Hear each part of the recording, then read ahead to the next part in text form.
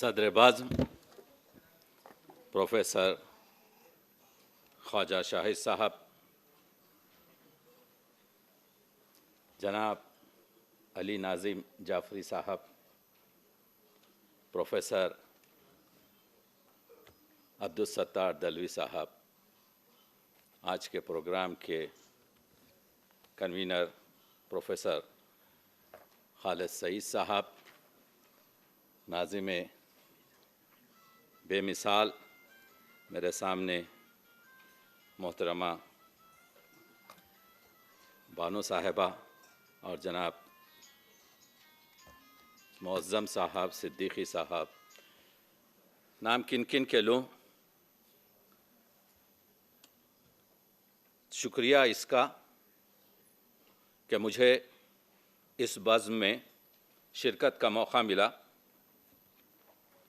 وہ کچھ لمحے، وہ کچھ اوقات جو ہم نے علی سردار جعفری صاحب کی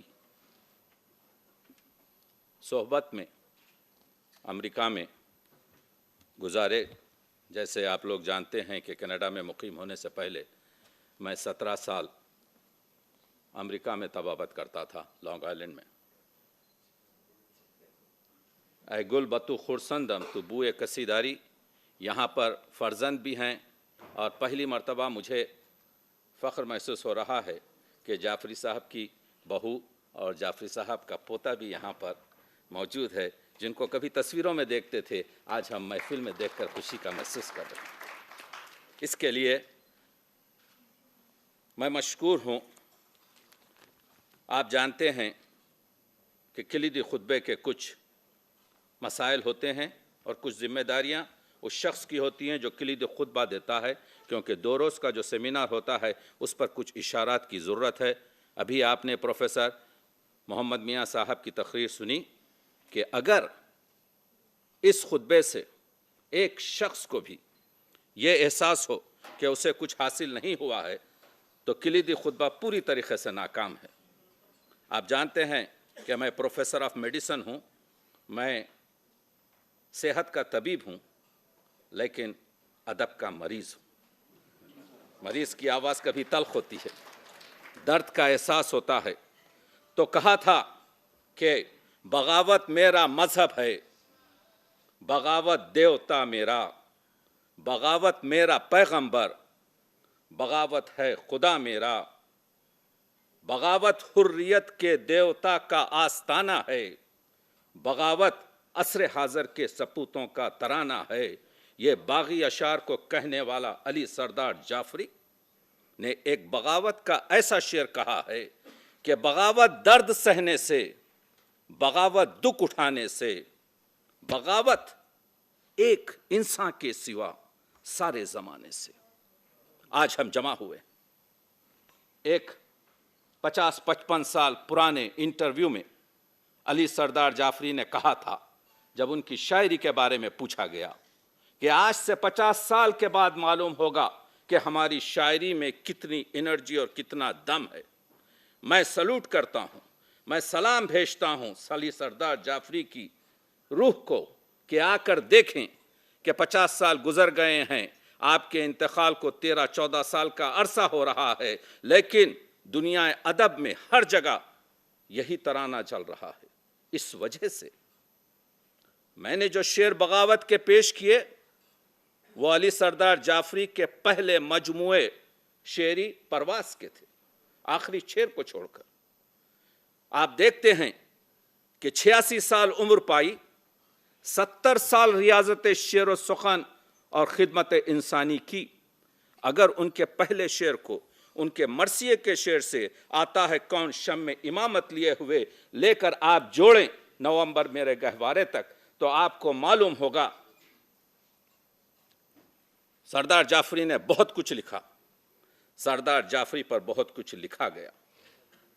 جو وقت مجھے دیا گیا ہے، اس وقت میں کوشش یہ کروں گا کہ گفتگو اس طرح سے ہو کہ ذہنوں میں یہ چیز آ جائے کہ سردار جعفری پر بہت کام کی ضرورت ہے۔ جو چیز ہر جگہ سردار کے نثر اور نظم میں نمایاں ہے وہ ہے انسان اس کے مسائل اور اس کے اقدار پر بحث۔ بات یہ ہے کہ اردو ادب ہی نہیں بلکہ انگریزی اور فارسی اور عربی کے شعراء نے بھی انسانی خطروں پر گفتگو کی ہے، لیکن مسئلہ یہ ہے سردار جعفری کا کہ انسان کی مجبوریوں، انسانوں کی مظلومیوں پر جو گفتگو کی ہے وہ تسلسل کے ساتھ کی ہے۔ یہ موضوع ان کے پاس تسلسل اور احتجاج سے جاری ہے۔ احتجاج کا لفظ آپ کے ذہنوں میں رہے، جو ان کے کلام کا بنیادی محور ہے۔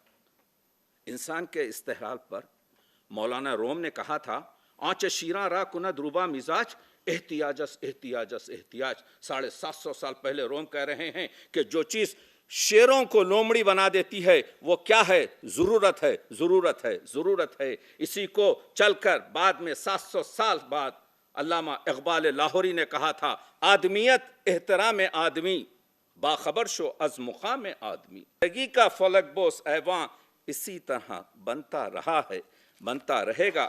تو آپ نے دیکھا شخصیت ہے، ایک فطری شاعر ہے، ایک عمدہ افسانہ نگار ہے، ایک عمدہ صحافی ہے۔ منزل کے نام سے 1938 میں شائع ہوتا ہے۔ اس کے 5 سال بعد پہلا مجموعہ نظمی شعری پرواز کے نام سے آتا ہے۔ افسانہ نگار ہیں، ڈرامہ نگار ہیں، 2 ڈرامے لکھے۔ یہ خون کس کا ہے؟ پیکار 1943 اور 1945 میں۔ عمدہ نثار ہے۔ آج تک ادبا اس چیز کو محسوس نہیں کر سکے کہ سردار ایک عمدہ شاعر ہیں یا ایک عمدہ نثار۔ مسئلہ یہ ہے کہ اس میں جو گفتگو ہے، اس میں مشاہدات اور تجربے کے جو مسائلوں کو بیان کیا گیا ہے وہ اپنی آپ مثال ہیں۔ میں اس پر گفتگو کروں گا۔ اس کے بعد امن کا ستارہ آتا ہے، خون کی لکیر، امن کا ستارہ۔ ایشیا جاگ اٹھا، پتھر کی دیوار، ایک خواب اور، پیراہن شرر، لہو پکارتا ہے۔ یہ تو مجموعے ہوئے، یہی نہیں نثار ہیں۔ میں نے گفتگو کر دی افسانے اور ڈراموں کے بارے میں، لیکن اگر آپ دیکھیں تو ان کے نثری شہکار میں 1952 اور 53 کی جو ترقی پسند ادب کی جو کتاب ہے، اس سے 18 سال پہلے مجنو گورکھپوری کی کتاب آ چکی تھی تحریک پر۔ اس سے 16-14 سال پہلے عزیز احمد کی کتاب آ چکی تھی ترقی پسند ادیب پر، اور سب سے بہترین کتاب تو اختر حسین رائے پوری کی آ چکی تھی۔ لیکن یہ تینوں کتابیں ایک طرف، 1953 کی کتاب ترقی پسند ادیب ایک منشور ہے، نظریات کا ایک عجیب قسم کا کلیکشن ہے جو آج 60 سال ہونے کے بعد، 70 سال ہونے کے بعد بھی تر و تازہ ہے۔ وہی نہیں، اس کے بعد اپنی شاعرانہ کرشمہ سازی دکھانے کے لیے لکھنؤ کی 5 رات۔ آپ نے اگر ترقی پسند ادب کا مطالعہ کیا ہے تو آپ کی نظر میں وہ 12-13 صفحات کھٹکتے ہوں گے جہاں پر سردار نے بہت ہی عجیب طریقے سے اقبال پر گفتگو کی ہے۔ وہ وجہ یہ تھی کہ اس وقت پوری طریقے سے اقبال کا مطالعہ ان کو میسر نہیں ہوا تھا۔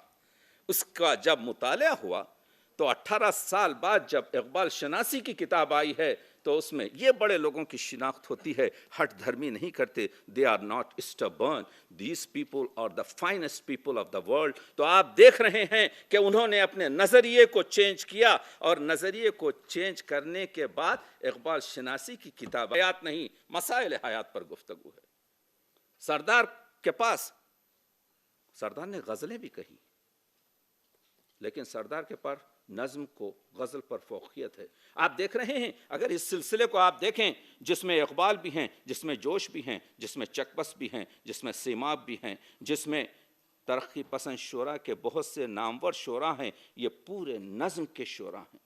سردار بھی نظم کا شاعر، اپنے جذبات کو، اپنے احساسات کو، اپنے مسائل کو، دکھ درد کو جس طریقے سے سردار نظم میں پیش کرتے ہیں، دوسرا شاعر نہیں رہ سکتا۔ انقلاب آئے گا، دیکھنے کی بات ہے۔ یہاں پر کیونکہ اسکالرز بیٹھے ہوئے ہیں، یہاں پر کیونکہ خانوادہ محترم سردار جعفری تشریف رکھتا ہے، میں نے درجنوں جگہوں پر گفتگو کی ہے سردار جعفری پر، لیکن میرے لیے آج بالیدہ ہوں وہ اوج مجھے آج ملا کہ میں آج سردار کے فرزند اور بہو کے سامنے بات کر رہا ہوں، پوتے کے سامنے بات کر رہا ہوں۔ میں یہ بتانا چاہ رہا ہوں کہ کئی ترقی پسند شاعروں کی طرح سردار جعفری نے بھی پرانی شراب جو تند اور پرانے ساغروں میں نئی شراب بھری، پرانے استعاروں میں وہی استعارے گل و بلبل و صیاد، وہی استعارے وطن حکمراں اور مجاہد، اس میں نئی تند اور تلخ شراب بھری۔ یہی نہیں بلکہ نئے استعارے، اس پر بات آئے گی، لیکن جہاں تک انقلاب کا تعلق ہے، انقلاب آئے گا، رفتار سے مایوس نہ ہو، بہت آہستہ نہیں ہے تو بہت تیز نہیں، کوئی بولتا نہیں ہے، میں پکارتا رہا ہوں، کبھی بت کدے میں بت کو، کبھی کعبے میں خدا کو۔ سردار امید اور روشنی کے شاعر ہیں، جتنے سورج خلاؤں میں مستور ہیں، لے کے آئیں پیام طول سحر، کہہ دو برق تجلی سے ہو جلوہ گر، آج موسیٰ نہیں ہم سر طور ہیں، ہم سر طور ہیں۔ ایک ایک مصرع سردار کا ذہن انسانی کی اوج ہے، وہ صدی ان کی تھی، یہ صدی ہماری ہے۔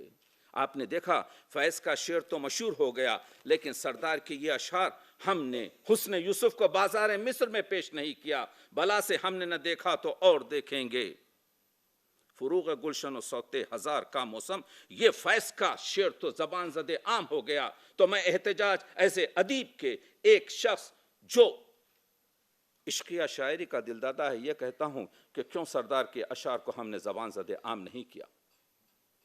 بات یہ ہے جس کا میں ذکر کر رہا تھا، مثال سے اظہار کر رہا ہوں۔ کسان پر نظمیں اقبال کے پاس ہیں، نجم کے پاس ہیں، جوش کے پاس ہیں، فیض کے پاس ہیں، سردار کے پاس ہیں۔ بہت سے شعراء نے کسان پر ترحم اور رحم کھا کر بات کی، لیکن فیض نے لہجہ بدلا۔ آج کے نام اور آج کے غم کے نام، بادشاہ جہاں والی ماں سوا، نائب اللہ فی الارض دہقاں کے نام۔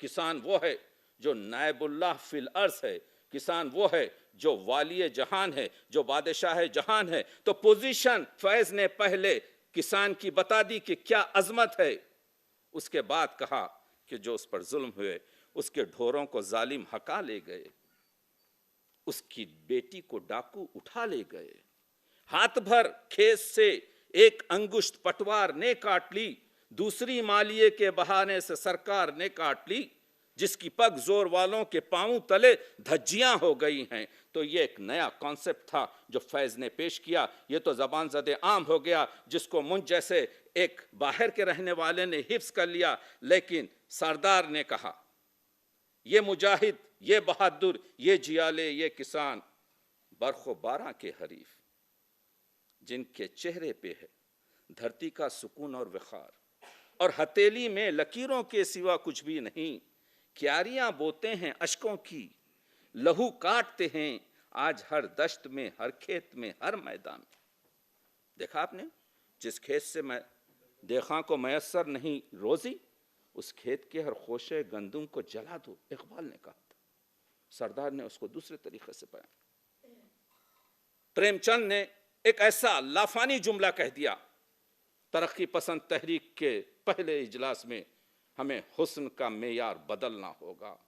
پھول تو خوبصورت ہے، لیکن پھول کی تعریف کے ساتھ پریم چند کہتے ہیں کہ ان کھردرے کسان کے ہاتھ کی ہتھیلیوں کی بھی تعریف کی جائے جنہوں نے اس پھول کو اس درجے تک پہنچایا ہے۔ غازے سے خوبصورت چہرہ تو خوبصورت ہے، اس میں حسن ہے، لیکن جن ہونٹوں پر پپڑیاں جمی ہیں، جو مکھلائے ہوئے چہرے ہیں، ان میں بھی حسن ہے، اس کی طرف ہمیں حسن کا معیار بدلنا ہوگا۔ پریم چند نے کہا، سردار جعفری نے اسی روایت کو آگے بڑھا کر کہا، مجھے انسانی ہاتھ بڑے خوبصورت معلوم ہوتے ہیں، ان کی جنبش میں ترنم ہے اور خاموشی میں شاعری، ان کی انگلیوں سے تخلیق کی گنگا بہتی ہے، یہ وہ فرشتے ہیں جو دل و دماغ کے عرش بری سے وہی وہ الہام لے کر کاغذ کی حقیر سطح پر نازل ہوتے ہیں اور اس پر اپنے لافانی نقوش چھوڑتے ہیں۔ ہاتھ کا یہ تصور پیغمبر مسیح اقدس میں ابھرا ہوا ملتا ہے۔ ان ہاتھوں کی تعظیم کرو، ان ہاتھوں کی تکریم کرو، دنیا کے چلانے والے ہیں، ان ہاتھوں کو تسلیم کرو۔ اعجاز ہے یہ ان ہاتھوں کا، ریشم کو چھوئیں تو آنچل ہے، پتھر کو چھوئیں تو بت کر دیں، کالک کو چھوئیں تو کاجل ہے، مٹی کو چھوئیں تو سونا ہے، چاندی کو چھوئیں تو پائل ہے۔ ان ہاتھوں کی تعظیم کرو۔ آپ نے دیکھا انسانی ہاتھ میں ایسی نظم، میں فارسی کا طالب علم ہوں، آپ لوگ جانتے ہیں میں 3 ہی سبجیکٹ جانتا ہوں، انگریزی، فارسی اور اردو۔ میں نے فارسی میں ایسا مضمون نہیں دیکھا۔ I have not seen in English literature۔ اگر ہے تو کوئی بتائیں مجھے۔ یہ ہے انفرادیت، یہ ہے شاعری، یہ ہے فطری شاعری۔ تو آپ دیکھ رہے ہیں کہ ترقی پسند تحریک کا عوام اور عوامی مسائل سے گہرا رشتے کو سردار نے پیش کیا ہے۔ یہاں درباروں سے شعری موضوعات کو نکال کر جھونپڑیوں، محروموں، ستم کشوں، ظلم زدہ افراد کے لیے بات کی گئی ہے۔ یہاں پر نعرہ بازی سے کام نہیں لیا گیا ہے، لیکن ان حدوں کے درمیان ترقی پسند شاعری سجی ہوئی ہے۔ جوش ہوں کے، سردار ہوں کے، فیض ہوں کے، مخدوم ہوں کے، ساحر ہوں کے، جانثار اختر ہوں کے، مجاز ہوں کے، جذبی ہوں کے، کیفی ہوں کے، قاسمی ہوں، سبھی اس بستی کے باشندے ہیں۔ ان سب شاعروں کی شاعری کا اہم وصف ان کا مقصدی ہونا ہے۔ شعر برائے شعر بھی ہے، ادب برائے ادب بھی ہے، ادب برائے ہدف ہے، ادب برائے مقصد ہے۔ تو آپ دیکھ رہے ہیں کہ سردار کی شاعری میں جو مزدوروں کے احساسات، کاشتکاروں کے جذبات، مظلوموں، ستم کشوں کے حقوق کی ترجمانی ہوتی ہے، وہ ان کے شعور کی تہذیب کا نشان ہے۔ جو مظالم اور مواقعات انہوں نے دیکھے، یہ مشاہدات ان کے دل کے الاؤ میں پک کر صفحہ کرتاس پر ظاہر ہوئے اور انقلابی لہجے کی صورت اختیار کر لی۔ غالب کے ڈکشن، اقبال کے ڈکشن کی توسیع کا نام سردار کی شاعری ہے۔ یہ شاعری، سردار کہتے ہیں، یہ شاعری عصر نو کی پیمبری، زمانے کی داوری ہے۔ لبوں پر میرے صحیفہ انقلاب کی سرخ آیتیں ہیں۔ اس انقلاب کے ساتھ ساتھ وہ ایک رومان پرور شاعر بھی ہیں۔ دیکھیے، مجھے وقت کا تقاضا ہے، میں وقت کے تقاضے میں اپنی گفتگو کرنا چاہتا ہوں، اور میں صرف اشارے کرتا ہوا اس لیے آگے بڑھ رہا ہوں کیونکہ آپ لوگ ان تمام چیزوں سے واقف ہیں۔ یہ ایک اوپننگ قسم کا اسٹیٹمنٹ ہے۔ صرف میں یہاں پر بتانا چاہ رہا ہوں کہ صرف شاعر انقلاب کہنے سے مسئلہ حل نہیں ہوتا۔ سردار جعفری کی شاعری ملک کے اس پرآشوب دور کی شاعری ہے جہاں ظلم و جبر و استبداد اپنے عروج پر تھا اور انسانی قدریں، انسانی حقوق پائمال ہو چکے تھے۔ اس لیے ان کی شاعری میں وہ وقتی للکار بھی ہے، ان کا اظہار ایک جارحانہ لفظوں کی یلغار معلوم ہوتا ہے۔ یہاں مصروں سے آگ برستی ہے، شعلے لپکتے ہیں۔ سردار کے جلال، غصے، برہمی اور نفرت کی بنیاد، یہ جملہ، سردار کا جلال، سردار کا غصہ، سردار کی برہمی اور نفرت ان ظالموں سے، اس کی بنیاد انصاف کی آرزو اور انسانی حقوق کی پاسداری کے تحت ہے، جو ایک فطری اور انقلابی عمل ہے۔ گاؤ گاؤ گرجتے ہوئے بادلوں کی طرح، گاؤ گاؤ کڑکتی ہوئی بجلیوں کی طرح، آندھیوں کی طرح، زلزلوں کی طرح، گولیوں کی طرح اپنے الفاظ دشمن پہ برساؤ، سارے عالم پہ چھا جاؤ۔ کاٹنا پڑتا ہے تلوار کو تلواروں سے، اپنی طاقت کو ذرا اور بڑھانا ہوگا۔ ہے زمانے میں تشدد ہی تشدد کا جواب، جبر سے ظلم کی ہستی کو مٹانا ہوگا۔ یہ الفاظ سردار کیوں کہہ رہے ہیں؟ یہ الفاظ سردار اس وجہ سے کہہ رہے ہیں کہ جبر کو جبر ہی سے کاٹا جا سکتا ہے، جبر کو شائستہ جملوں سے نہیں کاٹ سکتے، اور اس کا انکشاف انہوں نے اپنی ایک تحریر میں کیا ہے۔ مجھے یہ بات تسلیم کرنے میں ذرا بھی جھجک نہیں کہ ہر شاعر کی شاعری وقتی ہوتی ہے، ہر شاعر کی شاعری وقتی ہوتی ہے۔ اگلے زمانے کے لوگوں نے اپنے زمانے کے لیے شاعری کیا، مستقبل کے لوگ اپنے زمانے کے لیے شاعری کریں گے۔ میں اپنے دور کی شاعری کر رہا ہوں، کیونکہ اگر میں کسی اور دور کی راگ چھیڑوں گا تو وہ آلاپ بے سر ہو جائے گا۔ دیکھا آپ نے وقتی شاعری، احتجاجی شاعری، فطری شاعری، اور یہ جو سفر ہے، اور یہ سردار کا جو سفر ہے پرواز سے لے کر پیراہن شرر تک، آنند نارائن ملا لکھتے ہیں بڑا خوبصورت چیز ہے، سنیے. یہ کوئی 28 سال کا سفر ہے. آنند نارائن ملا لکھتے ہیں کہ مجھے اندیشہ تھا، مجھے ڈر تھا کہ سردار کے دل میں جو شہری ہے وہ سردار سے کے ہاتھ میں تلوار تھما دے اور قلم کے بجائے سردار ہاتھ میں قلم چھوڑ کر تلوار ہاتھ میں لے لے. لیکن شکر کہ یہ نوبت نہیں آئی، سردار نے خود قلم کو تلوار میں بدل لیا.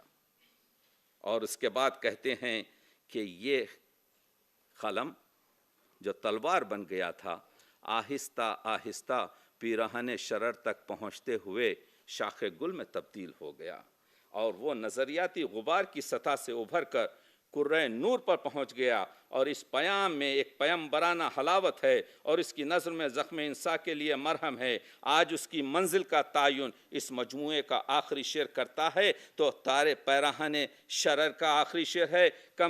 کم ظرف یہ گفتار ہے دشنام ترازی، تہذیب تو شائستگی دیدہ تر ہے. یہ چیز جو شاعر کہہ رہا ہے اس وقت، یہ اس وجہ سے کہہ رہا ہے کہ سردار جمالیاتی رخ سے بھی آشنا ہیں.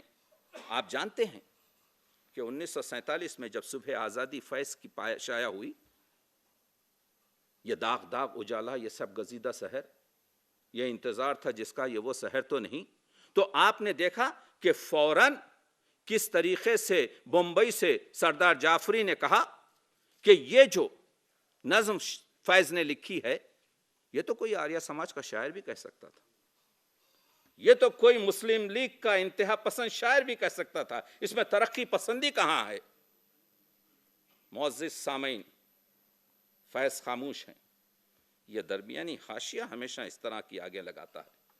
سردار جو کہہ رہے ہیں وہ بھی سچ ہے، فیض نے جو کہا، سردار جو کہہ رہے ہیں وہ بھی تقریباً سچ ہے، فیض جو کہہ رہے ہیں وہ بھی تقریباً سچ ہے.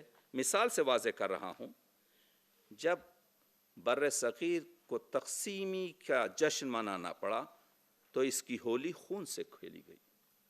تو آپ نے دیکھا، اس کو اس طرح سے تصور کیجئے کہ ایک آدھا گلاس پانی سے بھرا ہے، فیض نے کہا گلاس خالی ہے، سردار نے کہا گلاس بھرا ہوا ہے.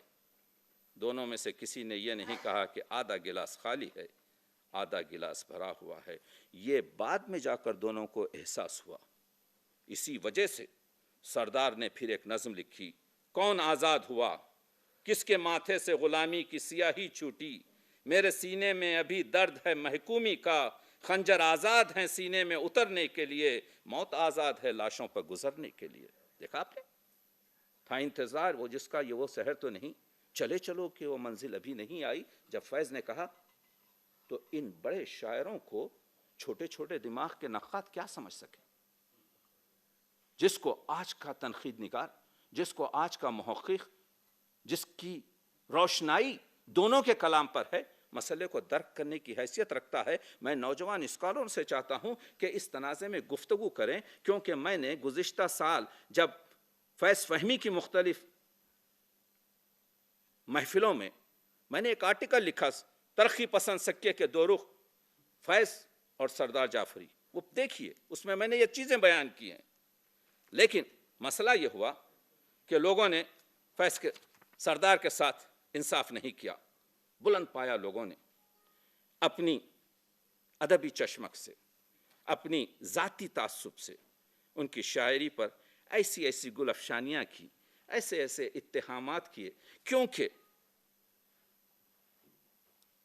کلیدی خطبے کا مسئلہ یہ ہوتا ہے کہ قصیدہ خوانی نہ کی جائے بلکہ سکے کے دونوں رخ بتائے جائیں. تو مجھے مجبور ہوتا ہوں میں کہ یہ چیزیں بھی پیش کی جائیں کہ کنہوں نے کیا کہا، تاکہ آپ کو اندازہ ہو کہ مسئلہ کیا ہوا. آپ دیکھ رہے ہیں کہ خلیل الرحمن اعظمی نے لکھا، سردار نے اپنے مواد عام طور پر قومی جنگ میں شائع ہونے والی خبروں اور اداریوں، سیاسی جماعتوں کے سالانہ کانفرنسوں کی تقریروں اور قراردادوں، عوام لیڈروں کے بیانات اور آخرکار پیبلو نرودا اور مایوسکیف کے نظموں کے تراجمے سے حاصل کیے۔ یہی وجہ ہے، یہ جملہ دیکھیے، یہی وجہ ہے ان کی نظموں میں وجدان اور تخلیقی عناصر کی کمی شروع ہی سے کھٹکتی رہی ہے۔ خلیق الرحمن نے انصاف نہیں کیا۔ اگر کوئی پرواز سے لے کر نومبر میرا گہوارہ پڑھ لے، اگر کوئی صرف لہو پکارتا پڑھ لے، جس میں سردار وہ اردو ادب کا، آپ کو معلوم ہے کہ میں اردو ادب کے شاعروں کے دشت کا سیاح ہوں، جس طریقے سے خون کے استعارے کو ایک شاعر نے لہو پکارتا ہے میں پیش کیا ہے، جس طریقے سے سردار نے ایشیا جاگ اٹھا، میں تو ایک ایک لفظ میں ایک ایک کتاب کی بات کر رہا ہوں، اس پہ تو آپ بعد میں لیکچر سنتے رہیں گے لوگوں کو، میرے پاس وقت نہیں ہے۔ جس طرح سے ایشیا جاگ اٹھا میں سردار نے 4 طریقے سے گفتگو کی ہے، ایشیا کی جو ادبی تحریک ہے، ایشیا کی جو آزادی تحریک ہے، ایشیا کی جو تمدنی تہذیب ہے، ایشیا کی جو تہذیبی ترقی ہے، کسی اردو کے شاعر نے نہیں کی۔ تو یہ خلیل کا کہنا کہ ان کے پاس کچھ نہیں ہے۔ آگے بڑھتے ہیں۔ معین الدین جذبی، احسن جذبی کہتے ہیں سردار ایک اچھا نثر نگار تو ہو سکتا ہے، لیکن ایک اچھا شاعر نہیں۔ نہ تو وہ فطری شاعر ہے اور نہ ہی اس کے یہاں کوئی شعریت ہے۔ میں نے اپنے کئی انٹرویو میں یہ بات کہی ہے کہ وہ اپنے خیالات کو گھسیٹ کر کسی طرح نظم کرتا ہے، اور اسی سبب سے میں اسے شاعر تسلیم نہیں کرتا۔ کوئی کرے نہ کرے تسلیم، عوام تو تسلیم کر رہی ہے، مسلسل شعر تو زبان زد عام ہو رہے ہیں۔ تو اس طریقے سے اپنے دل کی بھڑاس نکالنے سے اپنا خط کوتاہ کیا جاتا ہے۔ میں عاشق ہوں جذبی کے اشعار کا، شاید جذبی پہ میرے مضامین دیکھیے، لیکن جہاں پر حق گفتاری ہے، حق سے بات کروں گا کہ جذبی نے انصاف سے کام یہاں نہیں لیا۔ تم اگر شاعر نہیں مانتے، پہلے تو آئی ڈونٹ کیئر، اگر نہیں مانتے تو پھر کس کو مانتے ہو؟ خود اپنے آپ کو مانتے ہو؟ وامق جون پوری نے تو حد کر دی۔ جب فیض کا انتقال ہو گیا اور کیفی نے کہا کہ آج اردو ادب کا سب سے بڑا شاعر سردار ہے، تو انہوں نے کہا کہ یہ تو ایک گیم ہے۔ کہتے ہیں یہ 2 3 4 5 کا گروہ بنا لیا اور ایک دوسرے کی عظمت کی سند دینے لگے۔ اس طرح عمل میں نازی مشتہرین کی وضع کردہ طریقے پر چل نکلے کہ سچ کو جھوٹ اور جھوٹ کو سچ اتنی بار دہراؤ کہ سننے والے اصلیت کو بھول جائیں۔ چنانچہ اب سے تقریباً 2-2.5 سال پہلے کیفی اعظمی نے یہ بیان دینا شروع کر دیا کہ سردار جعفری اس دور کے سب سے بڑے شاعر ہیں۔ ہندوستان، پاکستان، سوویت یونین وغیرہ کے اخبارات اس خبر کو لے اڑے۔ ہندوستان میں سردار سے کہیں اچھے بڑے شاعر موجود ہیں؟ لمبا اقتباس پڑھ لیجئے، اسکالرز موجود ہیں، ان چیزوں پر توجہ ہو۔ اس طرح جواب دیا نہیں گیا ہے۔ میں اسکالر سے یہ کہوں گا کہ یہ موادنہ مسئلہ جو ہے اس پر قلم کھولیں، اس وجہ سے کہ وقت کے گزرنے کے بعد یہ جملے سند بن جاتے ہیں اگر اس کا تنقیدی جواب نہیں دیا جائے۔ تو آپ دیکھ رہے ہیں کہ کس طریقے سے، لیکن سجاد بھائی نے ان کو ایک خواب اور میں پوری طریقے سے یہ بتایا کہ سردار جعفری کے پاس کہتے ہیں کہ ہم عصروں کے مقابلے میں سب سے زیادہ واضح اور شعوری طور پر اس کام کو انجام دیا گیا۔ میں اپنے وقت کے قریب آ رہا ہوں، گفتگو تو طولانی ہوگی 2 دن تک، کاش کہ میں اس میں اپنی مصروفیات کی طرح سے اٹینڈ کر سکتا، لیکن میں مجبور ہوں۔ میں اگر یہ چاہتا ہوں کہ اسکالرز ان پر کام کریں کہ سردار کی شاعری میں بناوٹ نہیں بلکہ حقیقت نگاری ہے، ان کے اشعار میں خلوص ٹپکتا ہے، ان کے پاس احساس کی شدت، عزم تعمیر کی لگن ہے۔ آپ دیکھ رہے ہیں، میں جس کا ذکر کر رہا تھا، نئی دنیا کو سلام، یہ تمثیلی نظم ہے جو سنگ میل کی حیثیت رکھتی ہے۔ آپ دیکھ رہے ہیں کہ اس میں خیالات کی بارش ہے، اس میں مشاہدات اور تجربات سے پیدا ہوئے جو جذبات اور احساسات ہیں اس کو کس طریقے